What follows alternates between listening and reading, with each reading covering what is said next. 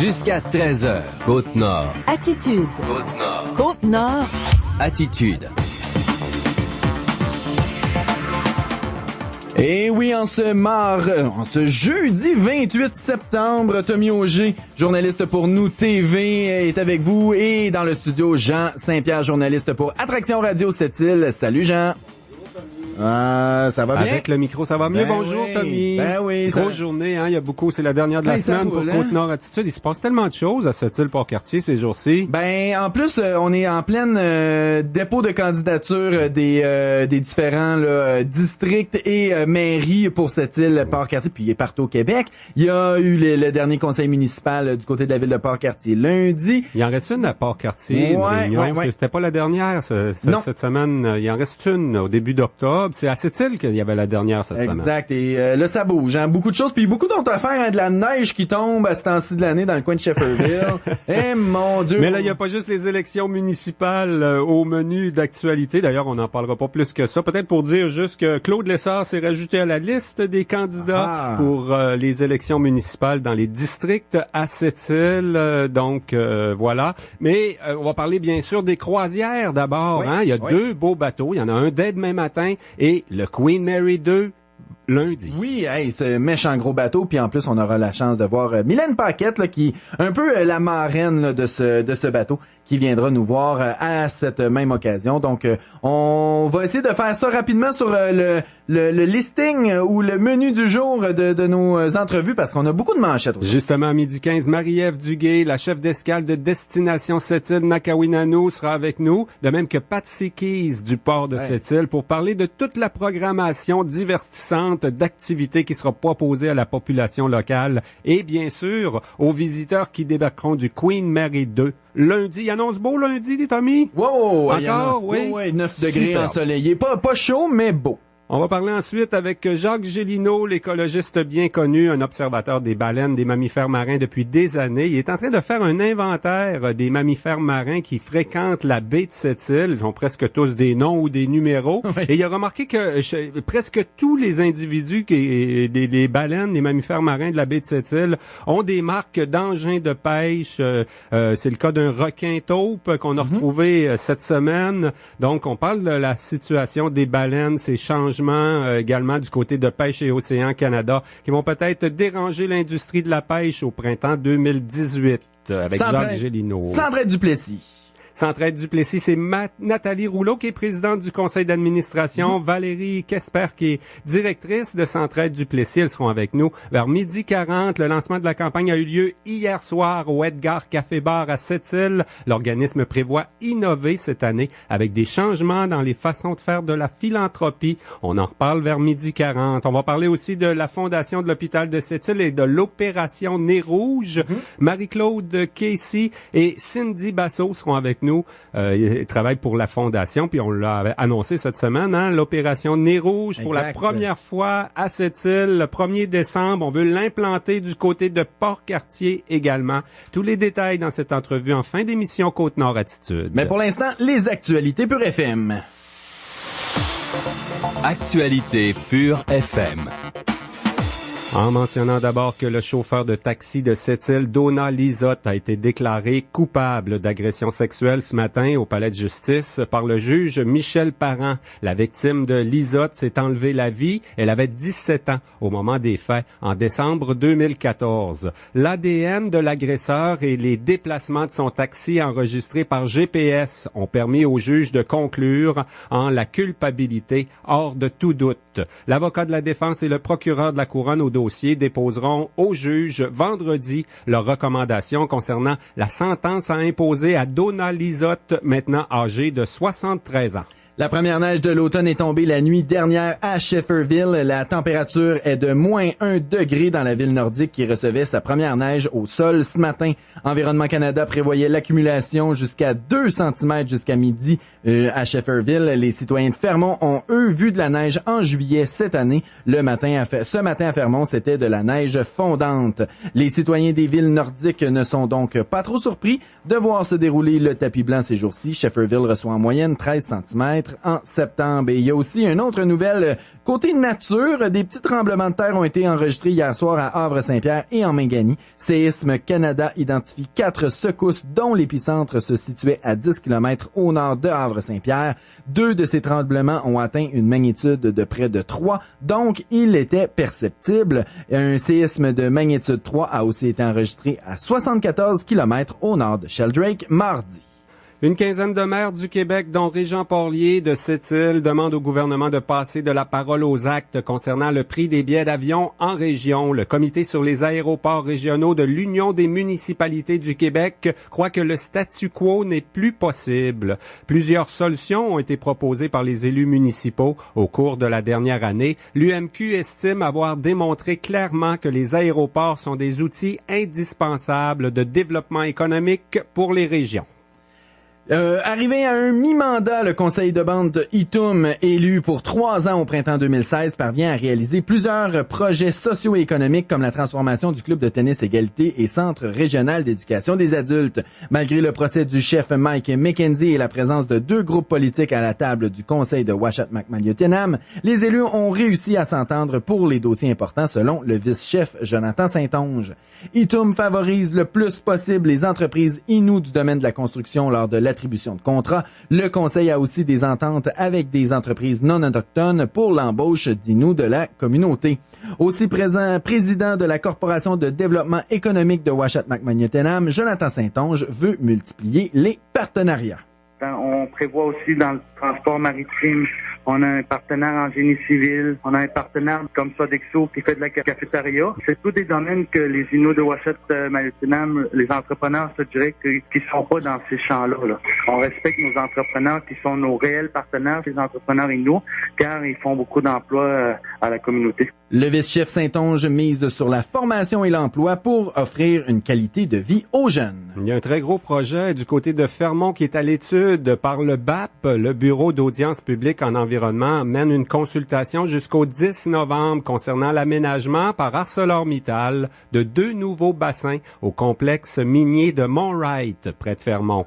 La compagnie prévoit dépenser 458 millions de dollars pour des travaux de construction débutant à l'été 2018 pour se poursuivre jusqu'en 2025. Il s'agit d'un bassin d'eau de procédé de plus de 3,6 millions de mètres carrés et d'un deuxième bassin de sédimentation du futur parc de résidus nord-ouest. Le projet engendrerait la destruction de 11 lacs, 15 étangs et 25 ruisseaux, précise le BAP.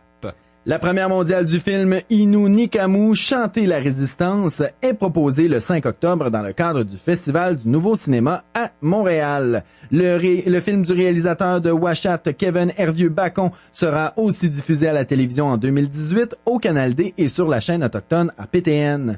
Le film Innu Nikamu présente le festival de musique autochtone présenté en août à Maliotenam comme une réussite et une source de fierté pour les Inuits de Ouachat-Macmillan-Utenam. L'écologiste Jacques Gélineau déplore le décès d'un autre requin taupe empêtré dans des engins de pêche dans le secteur Pentecôte. Chaque année, des requins sont capturés accidentellement à Port-Cartier ou décèdent après s'être entortillés dans des filets. Le requin taupe est inscrit sur la liste des espèces en péril au Canada. Spécialiste de l'observation des baleines depuis plusieurs années, Jacques Gélineau réalise actuellement un inventaire des animaux habitant dans la baie de Sept-Îles. Il constate que presque tous les mammifères marins fréquentant la région ont des marques causées par des câbles ou des engins de pêche. Il sera notre invité un peu plus tard. Et Centraide Duplessis a lancé sa campagne 2017 au Café Edgar Bar à Sept-Îles hier soir. Un cabinet regroupant 5 anciens présidents de campagne, dont Jules Côté, Denis Blouin et André Terrien, mettra tout en œuvre pour atteindre l'objectif de 565 000 $. Centraide est en processus de changement et de sa façon de faire dans le domaine de la philanthropie. Dans la région, l'organisme veut innover dans sa campagne en milieu de travail et rejoindre plus d'entreprises et de travailleurs. Centraide Duplessis souhaite rejoindre des donateurs plus jeunes par des moyens plus techno. Centraide finance 32 organismes qui viennent en aide à des gens démunis à Fermont, Port-Cartier, Sept-Îles et Havre-Saint-Pierre. On pourra en parler plus en détail au cours de l'émission avec les gens de Centraide Duplessis qui viendront nous rejoindre. Courte pause et entrevue avec la chef d'escale de Destination Sept-Îles Nakawinanu, Marie-Ève Duguay. Attitude. Papa, t'as un côté du visage affaissé. Maman? Je suis sûr que c'est rien. T'articules mal, pourquoi donc? Chérie, lève tes bras en l'air pour moi. Papa, est-ce que ça va? Valérie, appelle le 911. Ah, je parle du sommeil. Raymond!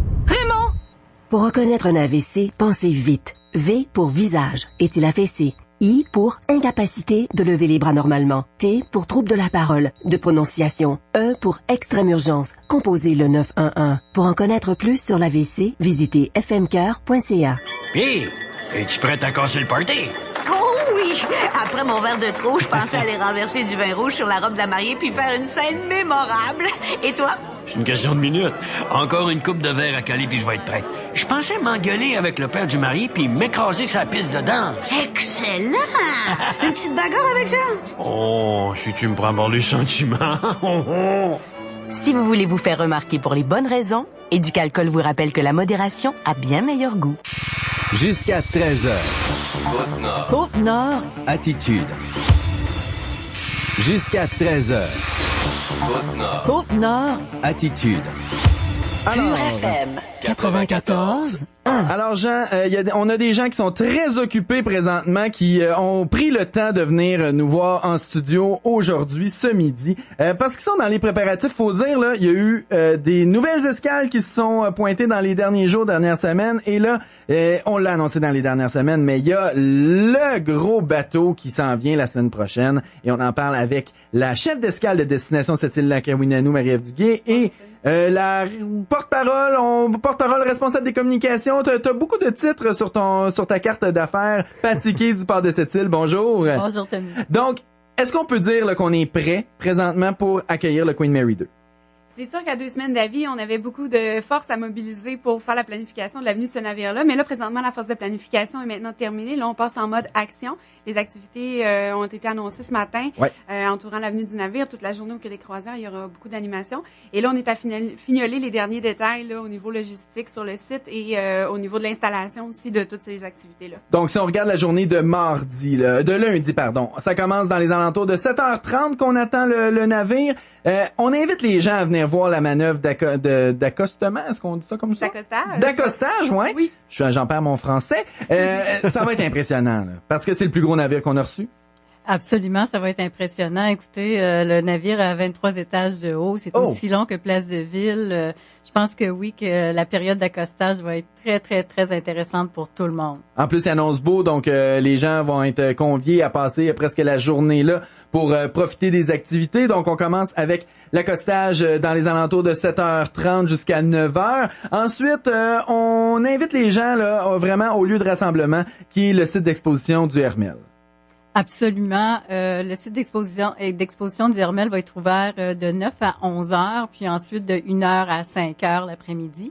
On a confirmé la venue là, de Mylène Paquette pour la journée. Ça, est-ce que ça a été quand même une négociation un peu complexe parce que ses horaires sont très chargés, mais on le savait qu'elle voulait venir voir le Queen Mary en 2018. Là, de la faire devancer son voyage, est-ce que ça a été complexe? Ça n'a pas été complexe du tout. Elle a dit oui tout de suite. Elle avait justement un trou dans son horaire. Elle avait quelque chose le dimanche, elle a quelque chose le mardi. Mais le lundi 2 octobre, elle était disponible. Elle a dit oui tout de suite. Donc, ça sera un petit aller-retour pour venir voir 2 navires ou 2 embarcations. Parce que un est un navire, l'autre est plus une embarcation. C'est 2 grosseurs différentes, mais vraiment qui font partie de son histoire et qui font partie de son périple en solo sur l'Atlantique à la rame, il faut le rappeler. Dans les autres activités, on invite vraiment la population à venir profiter de certaines activités. Oui, il y aura de l'animation toute la journée au Quai des Croisières, comme on le mentionnait. Il y aura différentes animations musicales. Il y aura une exposition de voitures antiques aussi sur le site. Et il y aura aussi, en après-midi, à 14h30, l'heure du thé à saveur Inou. Dans la grande tradition britannique, on a invité les gens du centre Inuit Crew à nous préparer bannique, confiture de petits fruits et thé du Labrador. Donc, ça va être le moment de la journée où est-ce qu'on va provoquer la rencontre avec les passagers, les gens de la population qui sont invités à venir déguster le thé du Labrador sur le quai. C'est encore une très belle participation entre la communauté alloctone et autochtone pour cet arrivage du Queen Mary 2. L'appellation est encore très présente de la saveur autochtone. Oui, définitivement. C'est à l'image de cette île. On est une destination qui qui se distingue des Ouais. autres destinations par la proximité qu'on a avec la communauté autochtone et la communauté allochtone qui travaillent ensemble dans ce beau projet-là. Donc, c'est certain que c'est une spécificité chez nous que les gens recherchent. On a toujours affaire à se distinguer. Hein. Je voyais un article ce matin dans le journal Le Quotidien à Saguenay parce que le Queen Mary, la veille, dimanche, je pense qu'il est à Saguenay. Là, on dit qu'on sort toute la tiraille, là, l'orchestre symphonique du Saguenay-Lac-Saint-Jean, l'ensemble Bouffon, les Québécissimes, Jérôme Couture qui a fait la voix. On met tout ça, mais nous autres, on va vraiment se distinguer. Ils vont se sentir tout aussi bien à cette île, je pense. Hein? Oui, ben l'accueil chaleureux des gens de cette île est renommé déjà, mais on va faire en sorte que l'accueil soit encore plus rayonnant mondialement. Saguenay n'en est pas à sa première expérience avec le Queen Mary, d'ailleurs. Il a déjà visité la destination quelques fois. Et puis pour nous, ben ça constitue un beau test pour l'année prochaine aussi, pour sa première visite officielle, disons ça comme ça. C'est ça, parce que on a devancé ou on a ajouté une autre visite. En termes de personnes qui travailleront durant cette journée-là, déjà, quand on a des croisières, on a des gens, on a une liste de gens là, qui travaillent avec nous, qui est des partenaires. Est-ce que pour cette visite-là, qui était un peu impromptue et qui nécessite, j'imagine, plus de gens, est-ce que on a réussi à relever le défi pour avoir tous les gens là qui travailleront cette journée-là pour répondre à tous les besoins? Oui, ben on a lancé un appel à la communauté d'affaires dans les différentes entreprises pour libérer des ressources humaines bilingues et on a eu une très belle réponse, entre autres des gens de Metal 7. Il y a des gens qui nous ont communiqué aussi leurs différents personnels qui seraient disponibles pour travailler cette journée-là. Donc, on a eu une très belle réponse à ce niveau-là. Puis, je rajouterais aussi au niveau des commerçants du Bas-de-la-Ville qui nous ont donné une très, très bonne réponse à ouvrir leurs portes lundi pour accueillir les gens. On est vraiment, vraiment contents de l'enthousiasme des différentes entreprises, des gens d'affaires là, de cette île. C'est un horaire accommodant aussi pour la population de cette île. Hein. On va pouvoir aller le voir avant d'aller travailler au bureau à 7h30 le matin. Après ça, le moment fort, ça va être sur l'heure du midi quand on a un petit break du travail aussi. C'est sûr que c'est pas tout le monde qui va pouvoir y aller, mais on espère beaucoup de monde quand même. Hein. Puis oubliez pas qu'en fin de journée, de 4 à 5, on invite toute la population à venir saluer le départ là, du Queen Mary. Puis il va y avoir des hot dogs aussi qui vont être offerts là, par le port gratuitement. Pourquoi ne pas... C'est ça, allier l'estomac à la beauté visuelle. Il y a le maire qui disait cette semaine à la séance publique du Conseil qu'il souhaitait que ce soit aussi festif que les rendez-vous avec les grands voiliers qu'on a eus en juillet. Ça risque de ressembler à ça. Il va peut-être avoir autant de monde. Ben c'est sûr que ça se passe sur une journée, un lundi, les rendez-vous 2017. En plus, on a eu une magnifique température. On espère la même chose lundi. Ouais. C'est ça qui est annoncé. Il annonce 9. Donc, il annonce 9. Ça sera pas nécessairement la journée la plus chaude de la semaine, mais du beau gros soleil, ça va réchauffer tout le monde. Définitivement. J'aimerais parler du côté financement parce que pour se tourner rapidement comme ça, ça prend du financement, ça prend peut-être des fonds un peu plus importants que ce qu'on avait prévu initialement. Il y a eu de l'aide là, qui a été annoncée dans les derniers jours, dernières semaines là, pour vous donner un petit coup de pouce pour aider à planifier tout ça et à organiser tout ça. Oui, ben les trois grands partenaires de Destination Sept-Îles à Kawinanu, qui sont la ville de Sept-Îles, le port de Sept-Îles et le conseil Innu de Ouachita-Macmillan-Outonam, ont investi là, des sommes pour injecter directement dans l'accueil, dans les activités d'accueil, des sous pour permettre là, de déployer au maximum les ressources puis de maximiser aussi les retombées. Ouais, parce que bon, les gens voient ça, un investissement supplémentaire de 30 000 les gens veulent, on veut au moins avoir l'équivalent, sinon plus. Est-ce qu'on est confiant est-ce qu'on est capable d'estimer d'avance les retombées économiques du passage d'un aussi grand paquebot? Pour ce qui est des retombées économiques du passage du Queen Mary en particulier, c'est difficile pour nous de l'évaluer. C'est le premier. Ouais, c'est ça. On se base sur les études de Tourisme Québec aussi qui sont faites là, de façon cyclique environ à tous les 4 ans. C'est difficile d'avoir des données très précises sur les retombées directes et indirectes parce qu'il y a beaucoup de retombées indirectes également que ça engendre. Donc, ça sera à évaluer dans le futur, mais probablement qu'on va avoir une bonne idée des retombées locales là, après la première escale. Pour le port de cette île, ça va être un moment historique. Hein? On a eu le China Max avant la mort de Cliff, puis là, on va avoir le Queen Mary 2 pour la première fois. Je pense que tous les photographes vont sortir leur appareil lundi. Ah, absolument. On a plusieurs photographes qui vont être sur place. Écoutez, c'est la venue d'un autre géant pour nous.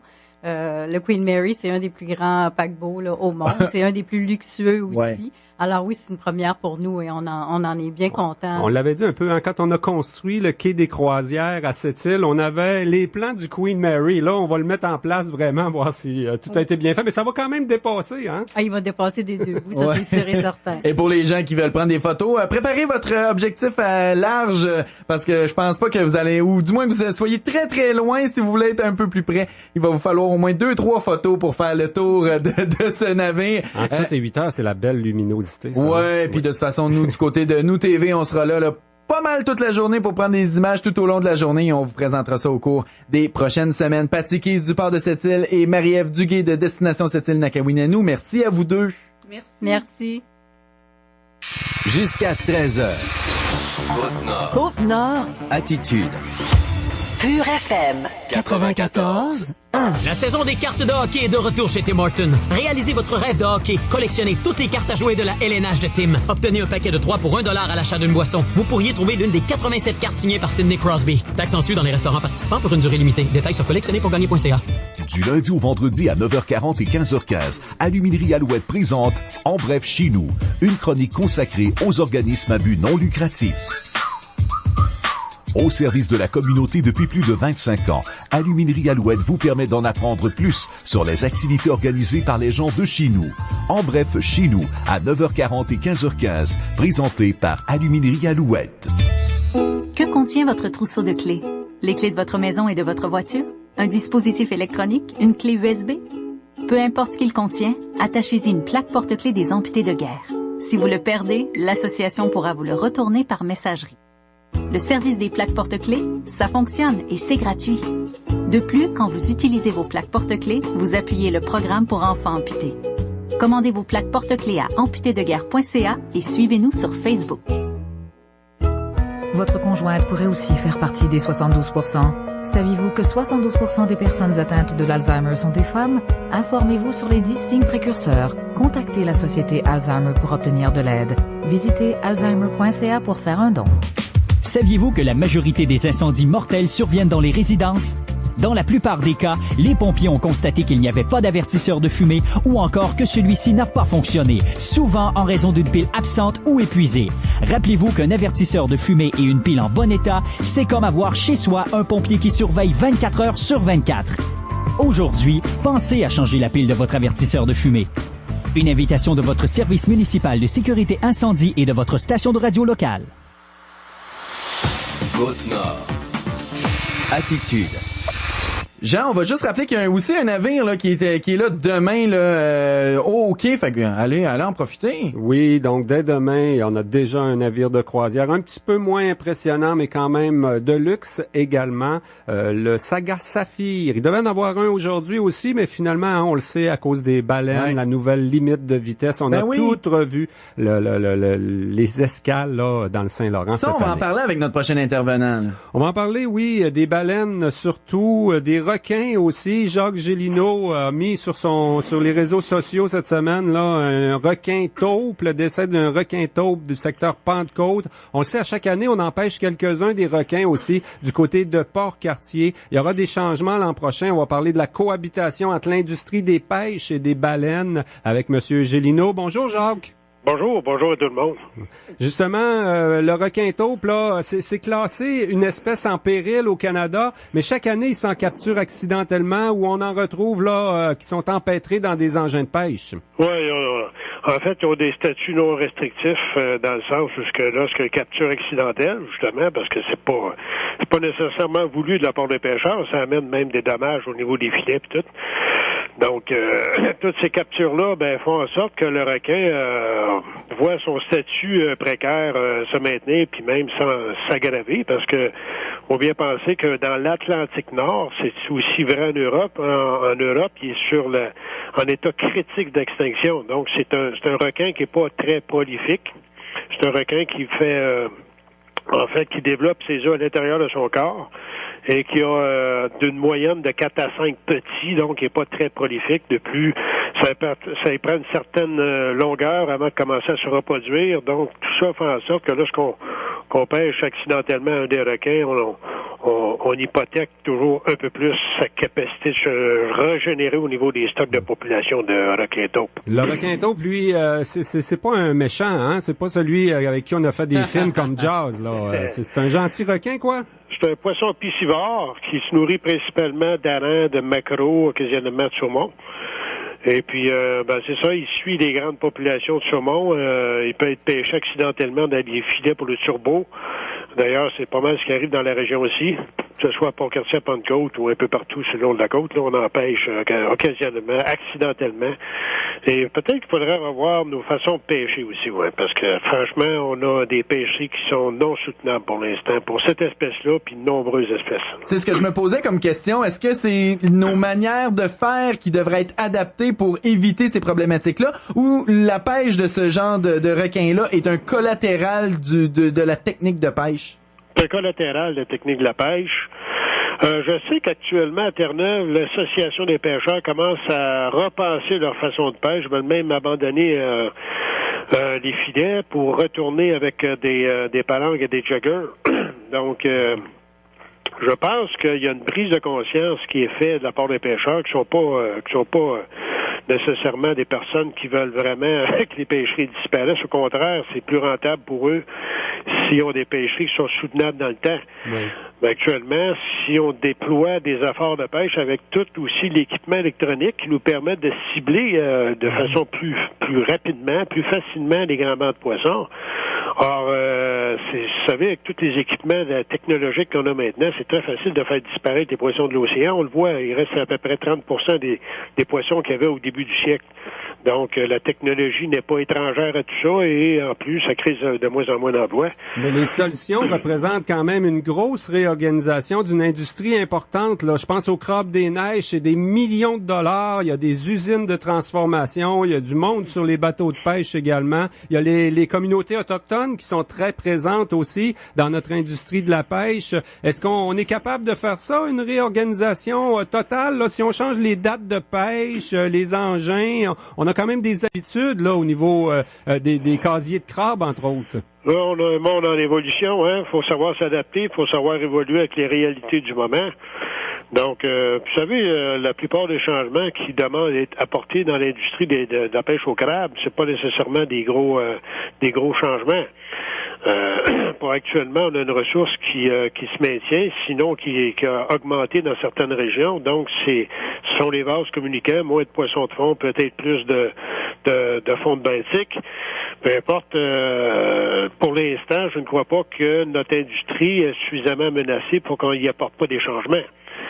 Au contraire, moi, j'ai fait un relevé tout l'été à partir du début de mai, là, je m'enligne jusqu'au mois de novembre.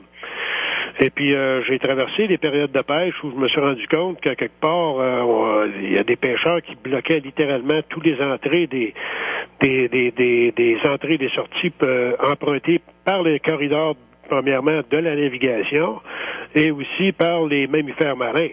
Or, de déplacer ces cages-là un peu partout, puis aussi de rendre ça moins compact au niveau de la concentration des casiers, c'est-à-dire laisser plus de place aux animaux pour qu'ils puissent passer entre les ballons, hein, on va dire les vraies choses.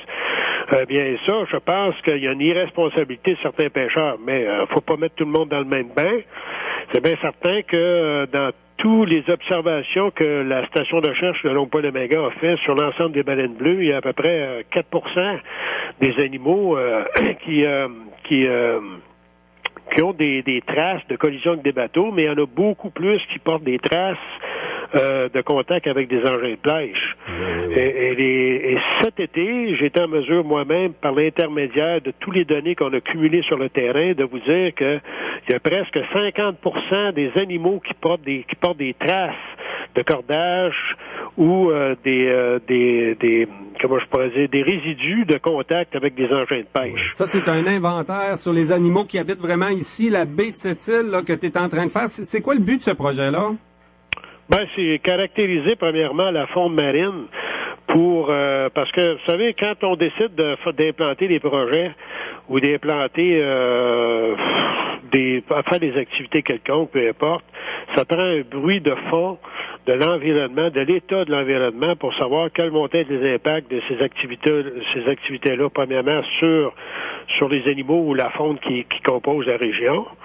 Et aussi pour peut-être faciliter la mesure d'implantation de mesures de mitigation pour éviter justement que toutes les activités que l'on pose dans la région aient un impact négatif sur la faune. Donc ce qu'on fait, c'est proactif en réalité. Là, on est en train de faire un inventaire pour regarder est-ce que la région de Sept-Îles et la baie de Sainte-Marguerite, parce que ça en fait partie, est-ce que c'est une zone qui est exploitée par la faune régionale et quel type de faune y compose cette région-là. Donc, c'est ce qu'on fait. On fait l'inventaire des animaux, la photo-identification pour dénombrer le nombre d'animaux aussi. Et puis, à travers toutes ces données cumulées-là, on va être en mesure, après ça, de déterminer quelles sont les meilleures périodes pour faire certaines activités de construction ou encore quelles activités qui sont non souhaitables par rapport à d'autres activités qui profitent de la faune, hein, parce que les pêcheurs, naturellement, bénéficient de la faune. C'est surtout les baleines noires qui ont fait la manchette. Hein. On parle de 11 décès, là, des baleines retrouvées mortes dans le Saint-Laurent ou encore dans le secteur de la Nouvelle-Écosse, la baie de Fundy. On identifie les deux mêmes causes, les engins de pêche puis les collisions avec les bateaux. La nouvelle limite de vitesse là, qui a causé toute une crise là dans l'industrie des croisières qui nous amène le Queen Mary 2 ici à Sept-Îles dès lundi. Est-ce que c'est une bonne mesure selon toi? Une excellente mesure, parce qu'il y a des études qui ont déjà été faites de la part de stations de recherche spécialisées dans les cétacés et notamment aux États-Unis, où il y a encore beaucoup plus de concentration de bateaux. Et ce qu'on s'est rendu compte, c'est qu'au-delà de 13 nœuds, il y a possibilité de collision avec des animaux qui sont beaucoup plus lents, notamment la baleine noire, le rare calabosse. Même dans certains cas, les bateaux, de la façon que le bruit est dispersé et l'impédance de la coque empêche les animaux littéralement d'entendre la cavitation des hélices arrière parce que ces bateaux sont trop longs. On en a beaucoup de bateaux ici, là, de grands gabarits. Hein. On parlait de Chanamax tantôt, là. Donc, c'est presque un demi-kilomètre, ça, là. Ouais. C'est que, vous savez... c'est dur de passer entre les ballons si on veut traverser un Chanamax. Ouais, il y a ça. Puis en même temps, pour un mammifère marin, ça devient assez difficile de percevoir le danger qui approche s'il est à grande vitesse et que ces bateaux sont aussi longs et que le bruit de fond est complètement situé à l'arrière. Mais il n'y aurait pas d'autre solution, là? Entre autres, en Alaska, il paraît qu'on met quelqu'un sur le devant du bateau avec des équipements puis tout ça. C'est pas efficace, ça? Oui. On pourrait faire ça, mais c'est quoi? C'est des mesures volontaires. Ici, il n'y a rien imposé. Il y a d'autres solutions qui sont encore plus technologiques, beaucoup plus intéressantes, qui sont faites sur les côtes du Maine. Ils ont mis des balises avec des écoutes passives de cétacés, parce qu'ils sont, eux, dans la région où étaient les baleines noires. En fait, ils sont en train de migrer. Et lorsque la balise perçoit le son d'une baleine noire, elle le transmet par satellite au bateau environnant, et ça permet aux bateaux de modifier soit leur course ou de réduire leur allure, mais pour ça, ça prend un investissement aussi minime soit-il. Est-ce que ici ce qu'on fait présentement, c'est d'établir du mur à mur, qui pénalise dans certains cas l'industrie de navigation, effectivement, parce que moi je sais qu'actuellement il y a une baleine noire dans le banc parent dans l'ouest du détroit de Jacques-Cartier, mais est-ce qu'on en a eu ici? Moi j'ai patrouillé ici depuis le mois de mai, j'ai pas vu de baleine noire. Peut-être qu'on aurait, puis je critique pas la mesure, je suis très heureux qu'elle soit là parce qu'il n'y a aucune autre mesure possible actuellement. Mais si l'industrie décidait de se mettre ensemble et décidait d'investir pour mettre ces fameuses balises-là dans la région ici, hein, on a des industries lourdes qui seraient en mesure de faire ça, eh bien là, ce serait beaucoup plus simple, beaucoup plus productif pour eux parce que même les minéraliers sont obligés de circuler à 10 km/h. Ben oui, c'est ça. C'est sur un vaste territoire. En tout cas, là, après la saison là, des croisières, entre autres, on va peut-être avoir plus de temps pour consulter les gens, pour regarder les solutions techno qu'on pourrait mettre au service de la protection des baleines aussi. Avant la prochaine saison de pêche, ça va être des choses à regarder sérieusement cet hiver.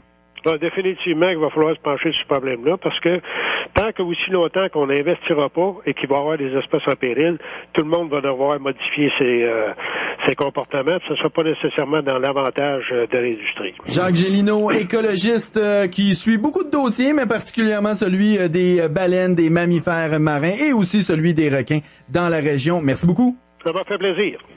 Jusqu'à 13h. Côte-Nord. Côte-Nord. Attitude. Pure FM. 94.1. Chez Côte-Nord Mitsubishi, on a tellement confiance en nos produits qu'on vous offre la garantie prolongée 10 ans, 160 000 km, jusqu'au 30 septembre prochain, et ce, sans frais. De plus, obtenez 0% d'intérêt sur tous nos modèles 2017. Passez nous voir au 100 rue Napoléon Sept-Îles et n'oubliez pas, l'offre prend fin le 30 septembre prochain. Mitsubishi, mieux construit, mieux garanti, c'est promis. C'est moi qui vous le dis. Sylvain Mercier, Côte-Nord Mitsubishi. Détails en succursale. Métallurgie Brasco Entretien Incorporé est à la recherche de briqueteurs maçons. Nous avons également plusieurs postes de journaliers à combler. Un salaire des plus compétitifs ainsi qu'un programme complet d'avantages sociaux sont offerts. Envoyez votre curriculum vitae à Lynn Saint-Laurent au lyne.st-laurent@métallurgiebrasco.com. Relever le défi tête à prix, c'est faire parler son cœur pour soutenir un proche touché par le cancer. Participer entre amis, porter le tatouage J'embrasse la cause et passer le message. Tous les détails à défitêtesapris.org. Une invitation de votre 94.1 Pure FM, une station Attraction Radio. Attitude. Alors, après avoir parlé des requins, et des baleines et des bateaux, on se dirige vers une autre cause que beaucoup de gens parlent ces temps-ci. Il y a eu beaucoup de changements dans les réglementations au niveau de la navigation, beaucoup de changements du côté de Centraide Duplessis. Et on reçoit en studio Valérie Quimper, qui est directrice générale de Centraide Duplessis. Bonjour Valérie. Bonjour. Et on a au téléphone avec nous la présidente du conseil d'administration de Centraide Duplessis, Nathalie Rouleau. Bonjour. Bonjour Tommy, bonjour Jean. Donc, Jean, beaucoup de choses à parler avec eux aujourd'hui. Oui, entre autres de la soirée d'hier, on faisait le lancement officiel de la campagne 2017 de Centraide Duplessis au Edgar Café Bar à Sept-Îles. Ce qui est spécial cette année, c'est qu'on n'a pas un président d'honneur. On nous annonçait pas un président d'honneur. On nous a annoncé l'objectif, 565 000 $, l'objectif de la campagne 2017 de Centraide. Mais on a décidé de faire un comité avec les anciens présidents. Ça vient d'où cette idée-là, Valérie? En fait, pourquoi se contenter d'un seul président quand on peut en avoir plusieurs? Alors oui, cette année, on souhaitait, comme on l'a expliqué hier, la campagne 2017, c'est une campagne qui s'inscrit dans une formule un peu plus hybride. Donc, pour amorcer des changements, mais aussi aller dans une forme de continuité, on a choisi de combiner les forces de chacun de nos anciens présidents, mais aussi nos alliés de longue date, par exemple Michel Claveau qui a joint le comité, le cabinet de campagne. Ouais. Donc oui, c'est une année hybride. On va le dire, la campagne 2017. le mot veut tout dire. Oui, c'est ça. Valérie, c'est la petite nouvelle à Centraide Duplessis comme directrice générale. Il y a aussi Nadia Dorval qu'on connaît bien ici à la radio, une ancienne collègue qui va travailler le volet jeunesse. On va en parler tantôt. Là, on veut trouver des moyens techno pour rajeunir peut-être les donateurs, la moyenne d'âge des donateurs à Sept-Îles. Nathalie Rouleau, elle, c'est pas la petite nouvelle. Elle est impliquée bénévolement depuis un bon petit bout de temps comme présidente du conseil d'administration, entre autres, à Centraide Duplessis. Ces changements-là, Nathalie, ça fait un petit bout de temps que ça se discute au niveau de l'ensemble des centraides du Canada, même la philanthropie comme telle, c'est en évolution. Oui, effectivement, Jean, depuis 2 ans maintenant que Centraide a amorcé les centraides du Québec ont amorcé une réflexion parce que le mouvement philanthropique est en pleine mutation. On voit que la philanthropie se professionnalise. On voit une augmentation du nombre des causes, de levée de fonds, des moyens aussi qui sont utilisés pour lever les fonds dans les municipalités, au niveau à l'échelle provinciale, nationale même. Donc, nous, chez Centraide, on s'est posé des questions. C'est important pour nous que de s'adapter à tout ce mouvement-là, puis d'innover, puis de s'assurer là, de suivre cette vague-là pour pouvoir assurer là, la pérennité là, puis continuer à réaliser notre mission. Là. La réalité sur le terrain, c'est à ça un peu qu'il faut s'adapter. Les dons, les budgets augmentent pas tout le temps, mais les causes, des bonnes causes à Sept-Îles, Port-Cartier, Havre-Saint-Pierre, dans le comté de Duplessis, il y en a plein, hein? toutes les causes sont bonnes. Maintenant, c'est ça qui est important aussi. Il faut respecter les gens. Hein. Les gens ont des coups de cœur, ils ont des situations par les gens qui les entourent, qui font en sorte qu'il y a des causes qui les touchent plus que d'autres ou qui veulent s'investir davantage dans une cause que dans l'autre. Donc, toutes les causes sont bonnes. Puis, chez Centraide, on a la chance d'en défendre ou d'en soutenir plusieurs également parce que on a une vision un peu de parapluie. Puis, on travaille autant à soutenir la jeunesse, qu'on travaille avec les gens qui sont en contexte de vulnérabilité. Donc, nous, on mise sur l'entraide, l'engagement, puis l'action concertée là, dans le milieu. Nathalie, est-ce que, parce que quand les gens donnent à l'Association du cancer de l'Est du Québec, donnent à des organismes qui portent bien leur nom, souvent on le sait très bien à quoi l'argent va servir. Quand on donne à Centraide Duplessis, est-ce qu'on a l'impression que les gens savent à quel organisme et à quelle cause ils donnent? Mais c'est sûr que c'est le travail qu'on fait à chaque année lors de nos campagnes en milieu de travail. On présente nos organismes. Puis à chaque année, dans chaque centraide, le nombre d'organismes parrainés peut différer. Donc, il y a des organismes qui, une année, peuvent ne pas avoir besoin de sous, donc ils ne font pas de demande. Donc, une année, on peut soutenir une trentaine d'organismes, puis l'année suivante, on peut en soutenir 40. Donc, ça varie, nous aussi, au fil des ans. Mais il y a une chose qui est certaine, c'est qu'au cours de nos campagnes, on essaie toujours de donner de la visibilité à ces organismes-là, à les présenter, puis à parler d'eux, puis de leur mission respective. Oui. Valérie, quelle forme ça prend là quand on dit qu'il y a des changements, une campagne hybride? Centraide, c'est beaucoup la déduction à la source qui est importante quand on organise une campagne. Si on prend l'exemple d'Aluminerie Alouette, par exemple, les gens signent, puis c'est 50 cents ou 1 pièce par semaine qui est pris automatiquement sur leur paye. Ça, c'est ça qui vous fait un bon revenu. Ça va continuer, ces choses-là. En fait, les campagnes en milieu de travail, c'est le cœur de nos opérations philanthropiques. C'est comme ça, en fait, que Centraide organise les collectes de dons. Ça représente un pourcentage très élevé, là, dans le 80% de nos revenus annuellement. Alors, quand on parle d'une campagne hybride comme celle de 2017, on va maintenir des acquis, des choses qui fonctionnaient bien dans les années précédentes, dans une forme de continuité, mais c'est clair pour moi et pour notre organisation qu'il faut consolider et développer les campagnes en milieu de travail avec des approches innovantes, des projets structurants, des projets mobilisateurs aussi autour de nos multicauses, puis de sensibiliser les gens à l'importance de s'investir auprès des gens dans un contexte de vulnérabilité parce que malgré tout, il faut jamais oublier, personne n'est à l'abri de ça. Et les gens qui travaillent dans les organismes communautaires ont une expertise extraordinaire. Puis c'est nos collectivités, en fait, qui peuvent profiter de cette expertise-là. Et ça veut dire beaucoup de travail pour ton cabinet de campagne. Hier soir, tu les appelais ton équipe de feu, de gens engagés, sincères. Tu as rendu hommage, bien sûr, à tous les bénévoles de Centraide. On en veut le plus possible des bénévoles, mais souvent, le problème, c'est qu'ils viennent d'organismes où ils font déjà du bénévolat là, pour la cause, pour l'organisme en question. Mais c'est extraordinaire de voir comment aussi c'est mobilisateur quand on parle de l'action communautaire. Les gens sont de plus en plus sensibles. C'est ce qu'on cherche à faire, tu sais, de faire rayonner nos organismes parce qu'ils offrent, mais aussi par leur réalité, tu sais. Puis je pense que tous les gens qui ont envie de s'investir, pas dans une cause, mais dans plusieurs causes à la fois, sont les bienvenus. On est très accueillant chez Centraide. Et en plus de tout le travail en milieu là, auprès des employeurs et des employés au sein de différentes entreprises, il y a beaucoup d'activités quand même, là, dont 2 en octobre. On pense au spectacle et surtout aux moules et frites. Ça s'en vient assez vite. C'est dans la même semaine, 20-22. Oui, puis il y a même, c'est la semaine aussi de la lutte contre la pauvreté dans cette semaine-là. Oui, ça va être une grosse semaine. Ben oui, mais en fait, justement, il y a plein de beaux prétextes pour parler de l'action communautaire, de ce qu'on peut faire pour aider nos pairs, hein, dans des situations plus difficiles. Donc, effectivement, ça va être une grosse semaine. Le moule frite le 20. Le 22 octobre, il y a le spectacle de Nathalie Noël qui est fait en collaboration avec la Fondation de l'hôpital Le Sept-Îles, qui est un beau partenariat aussi, pour lequel on est bien content. Il y aura d'autres activités qui vous seront proposées en novembre. Alors, restez à l'écoute. Ouais. Nathalie Rouleau, comme présidente du conseil d'administration de Centraide Duplessis, là, 565 000 $, c'est pas rien quand même. T'es confiante d'atteindre l'objectif de la campagne 2017? Très confiante.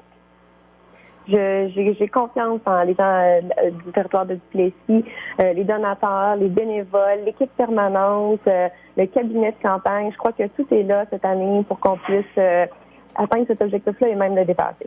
Et ça sera de voir l'intérêt des gens, mais je pense que l'intérêt est toujours là. C'est peut-être plus le pouvoir monétaire là, de donner aux gens. L'économie remonte peut-être un petit peu ces temps-ci, donc peut-être que ça donnera un coup de pouce aux différents organismes et aux différentes levées de campagne pour du moins Centraide Duplessis. Valérie Quimper, directrice générale, et Nathalie Rouleau, présidente du conseil d'administration, toutes deux de Centraide Duplessis. Merci beaucoup les filles. Merci. Merci à vous deux. Côte-Nord.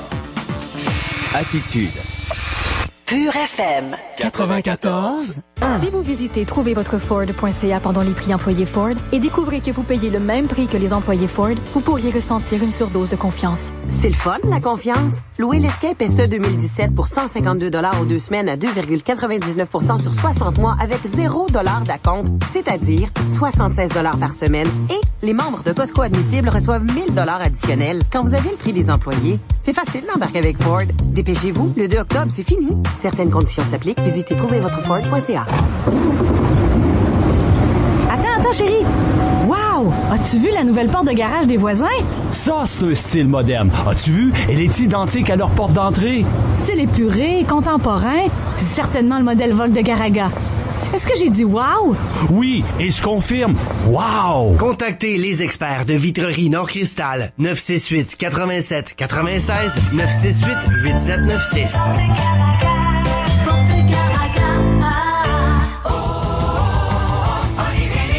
L'événement Liquidation Top Chrono chez Olivier Nissan de Sept-Îles se termine bientôt. Vous avez jusqu'au 2 octobre seulement pour profiter d'offres exceptionnelles sur les véhicules Nissan les plus prisés. Obtenez par exemple le puissant et stupéfiant Murano SL à traction intégrale, incluant le toit vitré ouvrant panoramique et les sièges en cuir, en location à partir de 499 $ par mois pour 60 mois, zéro comptant initial. Ou optez pour le Pathfinder Platine édition minuit et sa capacité de remorquage de 6000 livres et bénéficiez d'un rabais de 5 000 $.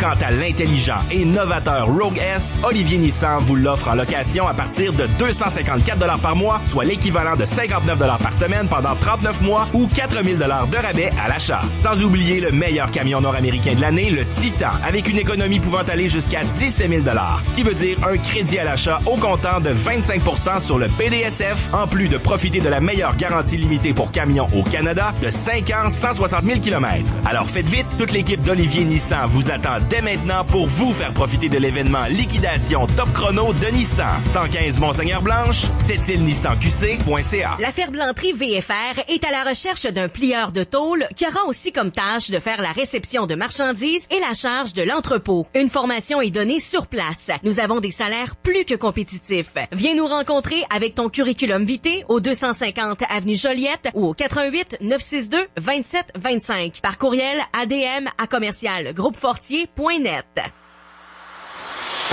Côte-Nord. Attitude. Bon, Jean. Pure FM 94. Jean, je peux pas m'empêcher de faire le jeu de mots que j'ai fait durant la pause. Tout à l'heure, on parlait de bateaux, de baleines, et là, on va parler de vagues avec la grande campagne de financement qui s'étale sur plusieurs années de la fondation régionale de l'hôpital de Sept-Îles. On reçoit en studio Cindy Basso et Marie-Claude Kessy-Légaré. Bonjour, mesdames. Bonjour. Ça va bien? Oui, très bien, merci. Ouais, on a un gros défi là qui arrive là du côté de la fondation. On a appris cette semaine que vous alliez être les responsables de la campagne de raccompagnement Nez Rouge 2017. Expliquez-nous un peu le début de ce processus-là. Le processus est tout simple. En 2016, le secrétariat national... Je t'invite à te rapprocher un petit peu pour qu'on t'entende mieux, s'il te plaît. Okay. Ouais. Le secrétariat national d'opération Nez Rouge avait lancé un appel d'offres, puis nous, on avait signifié notre intérêt. Donc, vous aviez essayé l'an dernier, là? Oui. Puis, notre candidature avait été prise au sérieux, mais si vous vous souvenez, c'est le Centre d'action bénévole qui avait été pris en compte. Suite à la non-réalisation d'opération Nez Rouge l'année dernière, nous, on a manifesté encore une fois notre intérêt.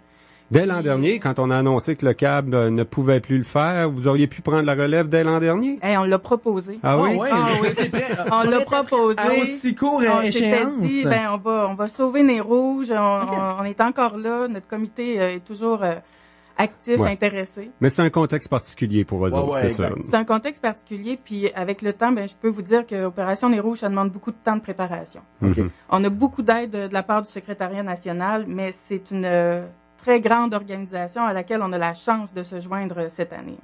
Nez Rouge, c'est bien connu, l'opération Nez Rouge partout au Québec. Nous, à Sept-Îles, on s'est distingué pendant des années du reste de la province parce qu'on avait notre Fée des Étoiles, notre propre organisation. Moi, j'ai des souvenirs exceptionnels, des beaux souvenirs de mes soirées de bénévolat là, avec la Fée des Étoiles dans le temps des dernières années, entre autres. C'est ce qu'on va faire, c'est le même principe. Les gens qui en ont fait avec la Fée des Étoiles, là, c'est du bénévolat qui est motivant, qui peut même être drôle et intéressant aussi.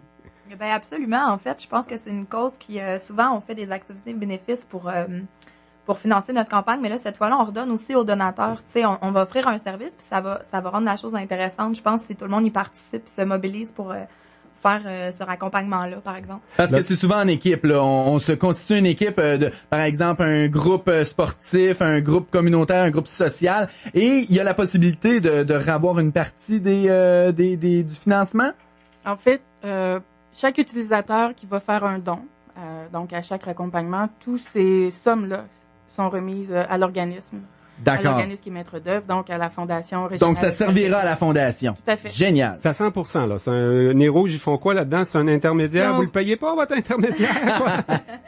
En fait, eux sont aussi un organisme sans but lucratif, puis ce qu'ils ont comme objectif, c'est vraiment que les gens adoptent des comportements responsables dans toutes les situations de facultés affaiblies.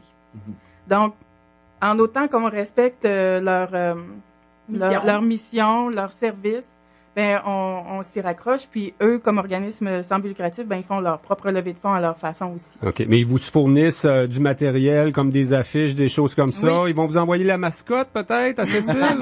Peut-être. Non, je le confirme, on va avoir la mascotte. Et mon bureau est déjà plein de matériel promo pour... Parce que ça s'en vient vite, là. Les parties de Noël commencent dans à peine quelques semaines, là. Faut être prêt rapidement. Oui, en fait, on a déjà un comité de travail qui s'est rencontré à plusieurs reprises. On a la chance d'avoir ce comité-là qui est solide, puis on se prépare depuis un moment.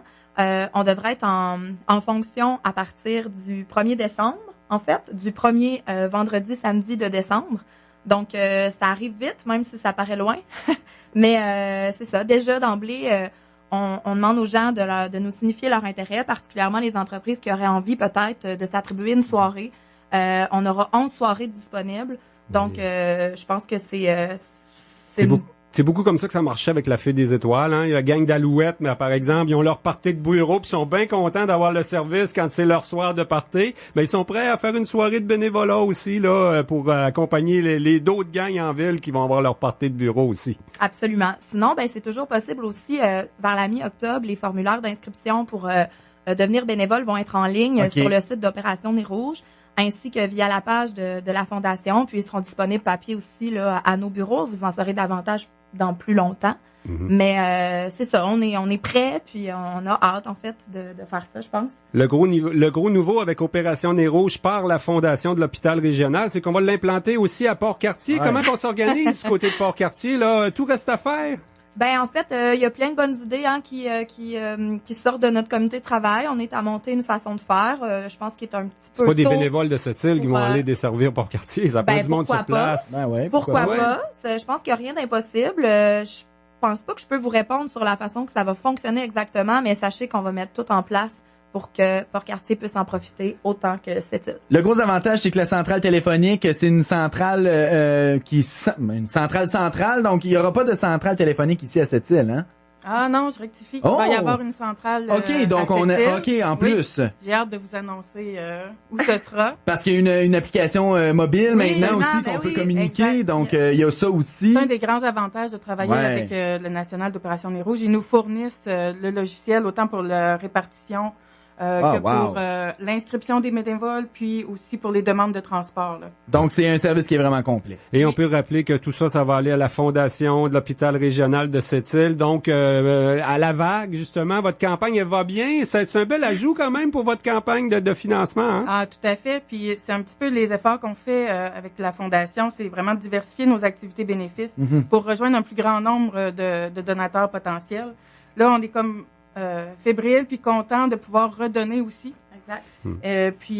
Donc tous les dons qui vont être faits dans le cadre d'Opération Nez Rouge vont être remis dans le cadre de la campagne La Vague, qui, je le rappelle, s'échelonne jusqu'en 2020, puis qui a comme objectif d'amasser 4 millions de dollars pour l'acquisition de l'appareil par imagerie par résonance magnétique, les caméras de médecine nucléaire, puis aussi pour le développement du projet en urologie. Mais ça, là, on est pas mal rendu, là. On a comme devancé un peu. Donc, déjà. avec les bénéfices qu'on a, je pourrais venir vous en reparler. Ben oui, ça va nous faire plaisir. Les équipements en urologie vont être, je pense que ça va être comme un cadeau de Noël, un peu, là. Sinon, d'ici là, notez déjà le numéro de téléphone, allez sur le site web, téléchargez l'application, soyez prêts dès que le service sera en fonction. Je vous suggère de déjà télécharger l'application mobile sur votre téléphone. C'est tout simple à trouver, Nez Rouge. Puis à ce moment-là, quand l'opération Nez Rouge va être disponible à Sept-Îles, bien vous allez avoir les coordonnées de Sept-Îles directement. C'est déjà un beau cadeau de Noël d'implanter Nez Rouge à Sept-Îles et Port-Cartier avec la fondation de l'hôpital régional. Vous allez voir, ça peut être payant en plus. Moi, j'ai vu ça souvent du monde là. Hey, tu me ramènes chez nous avec mon char au parc Ferland, je te laisse 40 piastres de type n'importe quand. Honnêtement, la personne aurait pris un taxi le lendemain, ça fait 2 taxis. Il y a vraiment, c'est un beau service à rendre à la population en période des fêtes, bien sûr. Exactement. Marie-Claude Casey-Légaré et Cindy Basso de la Fondation régionale de l'hôpital de Sept-Îles. Merci beaucoup, les filles. Hey, merci à vous.